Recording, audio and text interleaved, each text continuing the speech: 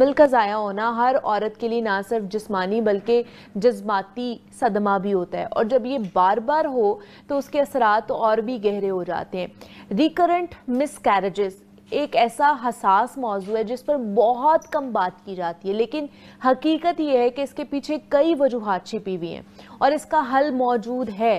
तो आज के प्रोग्राम में हम यही जानने की कोशिश करेंगे कि बार बार हमल ज़ाया होने की क्या वजूहात हैं, किस तरह इसकी तशखीस की जा सकती है और जदीद तरीका इलाज और एहतियाती तदाबीर किस तरह औरत और ख़ानदान के लिए उम्मीद और सुकून लेकर आती है। इस पर हमने बात करनी है। डॉक्टर सना नज़ीर हमारे साथ स्टूडियोज में मौजूद हैं, गायनिकोलॉजिस्ट हैं, उनसे बात करते हैं। डॉक्टर सना, आपको वेलकम कहते हैं जागो लाहौर में। कैसी हैं आप? ठीक ठाक हैं? So much good morning everyone.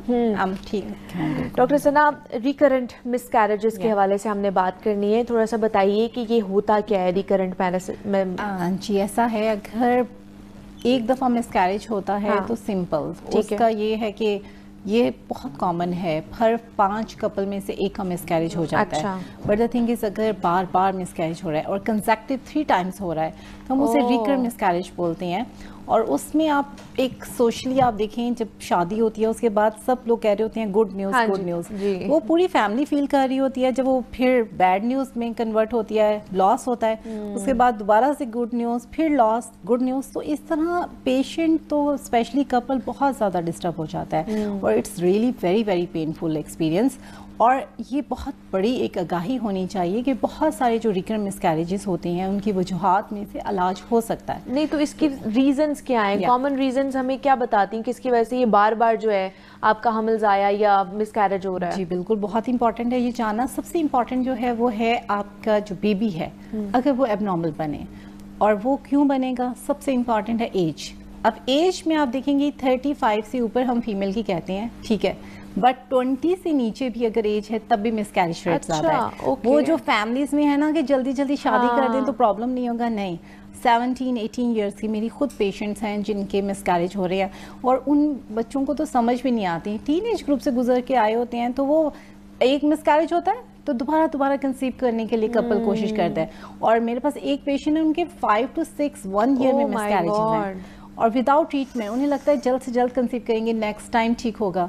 तो ये एक बहुत बड़ा है कि आपकी एज कम है तब भी और ज़्यादा है तब भी। और ये दूसरा जो सबसे इम्पॉर्टेंट फैक्टर है मेल, हम सोचते ही नहीं, हमारे पास पेशेंट आते हैं मेल आराम से बैठे होते हैं कि ये तो मेरा इशू ही नहीं है।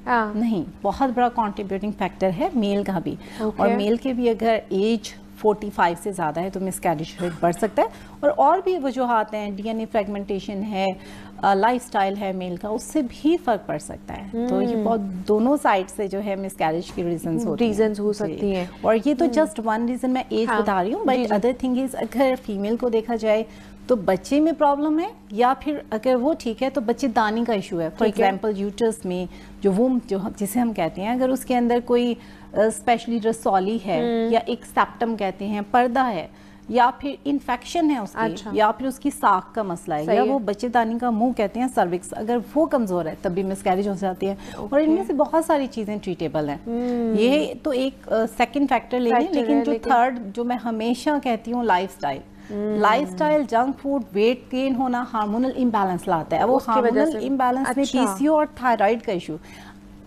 का इशू बढ़ता जा रहा है और इसकी वजह से भी थायराइड और पीसीओएस की वजह से भी हार्मोनल इम्बैलेंस होता है। और थायराइड का तो मेल में भी अगर इशू हो तो आपके जो है उसकी वजह से भी मिसकैरेजेस हो जाते हैं। अच्छा, स्ट्रेस लेवल भी अगर खातून का बढ़ा हुआ हो, देन अगर वो बहुत ज्यादा काम भी करे उसकी वजह से भी मिसकैरेज हो सकते हैं? एक्चुअली काम करना ये तो नहीं हम कहते कभी कि आप 9 मंथ अगर है तो आप लेटे रहो, नहीं, आपका ब्लड फ्लो पूरी बॉडी का बढ़ना चाहिए। बट अगर स्ट्रेस इतना हो जाए कि वो कुछ खा ना सकें, कुछ सो ना सकें, और मेंटल हेल्थ उनकी डिस्टर्ब हो जाए तो इट कैन बी, अदरवाइज कोई डायरेक्ट रिलेशन नहीं है। इसका रिलेशन हम ये कहेंगे, कुछ खवातीन होती है ना, वो कह देती हैं जी हम 9 महीने हमने रेस्ट मोड पे रहना है। जी, दोनों तरह से है, तो ऐसा नहीं है। सही है, लेकिन आपको मेन फैक्टर्स जो है वो इससे पहले हमने जो डिस्कस किया है वो और भी फैक्टर जो सबसे इंपॉर्टेंट है, जो है कुछ ऑटोइम्यून प्रॉब्लम होते हैं। ऑटोइम्यून प्रॉब्लम को समझने के लिए ये है कि हमारी बॉडी में जो सेल्स हैं, खुद ही बॉडी उसके अगेंस्ट कुछ प्रोटीन्स बनाने लग जाती है, एक फौज बना लेती है जो अपने ही सेल को डैमेज करती हैं। जब वो सेल को डैमेज करती हैं तो आपकी बॉडी का जो ब्लड है वो थिक हो जाता है, जब थिक ब्लड होता है तो वो जो बेबी को ब्लड फ्लो होता है वो नहीं कट ऑफ पहुंच रहा होता और उसकी वजह से सडन बच्चा मिसकैरेज में जाता है। Oh my तो ये God. सब रीजंस हैं और इसमें से सबसे गुड न्यूज है कि आपके बहुत सारे ट्रीटेबल कॉजेज हैं और जो ट्रीटेबल नहीं है 3 मिसकैरेजेस हो चुके हैं तब भी एविडेंस बताते हैं कि तब भी 60% चांसेस है। अगर आपको नहीं पता कोई वजह भी नहीं पता चली तब भी आप उन्हें टेंडर एक लविंग केयर दें, उन्हें काउंसलिंग करें, पॉजिटिव पूरी फैमिली और डॉक्टर उनके साथ एंगेज रहें तो 60% चांसेस है कि हेल्दी बेबी कि आपका हेल्दी बेबी हो सकता है और आप दोबारा से कंसीव कर सकते हैं और हेल्दी इंपॉर्टेंट है हर पेशेंट को जानना। अच्छा, इस ट्रीटमेंट के ऊपर बात करते हैं उससे पहले जैसे आपने बात की कि अगर आपके रिकरेंट मिसकैरेजेस हो रहे हैं तो उसके लिए कोई टेस्ट भी हमें करवाने चाहिए? जी बिल्कुल, बेसिक टेस्ट तो आपने करवाने हैं, हार्मोनल जो टेस्ट हैं उसमें FSH है, LH है और आपका थायराइड लेवल है, ये सब तो प्रोलैक्टिन ये आपने करवानी है। इसके साथ आपने अल्ट्रासाउंड करवाना है कि यूट्रस का कोई प्रॉब्लम है या नहीं है। फिर अगर उस पर सस्पेक्ट आप करते हो कि कोई यूट्रस के अंदर की इनसाइड कोई प्रॉब्लम है तो आप हिस्ट्रोस्कोपी कैमरा डाल के देख सकते हैं। अच्छा, यानी अगर यूट्रस का प्रॉब्लम है तो इस तरह डील हो सकता है। अब आ गया जेनेटिक प्रॉब्लम। जेनेटिक में यही है कि अवॉइड करें बिफोर 20 इयर्स एज मैरिज, 35 के बाद प्रेगनेंसी थोड़ा सा जल्दी कर लें। इसके अलावा अगर जेनेटिक प्रॉब्लम है तो उनके लिए अब जो मैं IVF करती हूँ तो हम लोगों का क्या होता है कि हम IVF करके वो जो बेबीज बनते हैं उनको देख लेते हैं, उनका सेल ले लेते हैं आउटर सरफेस से और उनको देखते हैं कि कोई जेनेटिक प्रॉब्लम है या नहीं है। इसे PGT कहते हैं, प्री इम्प्लांटेशन जेनेटिक।